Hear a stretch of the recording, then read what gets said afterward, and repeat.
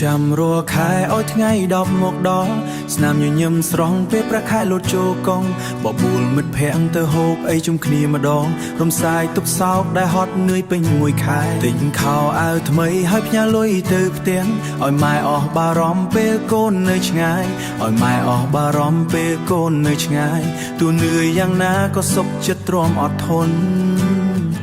ដើម្បីគ្រួសារទើបកូនខំប្រឹងមិនថយអូយថ្ងៃ10សប្បាយមែនតែនលុយទៅបើកថ្មីចង់ទិញអ្វីក៏ស្រួលចិត្តតែត្រឹមប៉ុន្មានថ្ងៃលុយក៏ចាប់ផ្ដើមសត់ជីវិតកម្មករមិនសូវសល់អ្វីឡើយមិនហ៊ានសម្រាខ្លាចខ្វះខាតចាយវាយឬឡើងត្រូវធ្វើការតួហត់ប៉ុណ្ណាតស៊ូខំរកលុយដើម្បីគ្រួសារ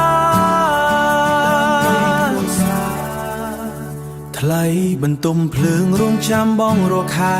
បំណុលជំទឹងមិនដែលចេះអស់ពេលខ្លះឈឺហើយក៏មិនហ៊ានសម្រាលព្រោះខ្លាចថ្ងៃក្រោយគ្មានអ្វីផ្គត់ផ្គង់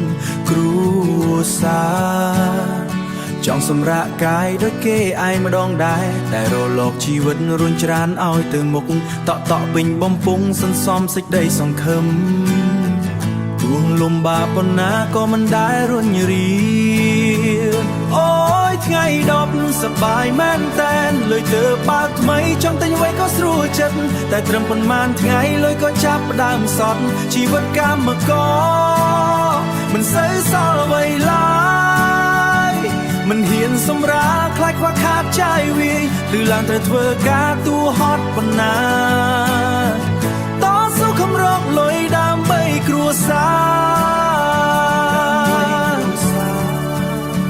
ទោះនឿយយ៉ាងណាក៏នៅតែប្រឹងព្រោះក្រោយខ្នងមានអ្នករងចាំ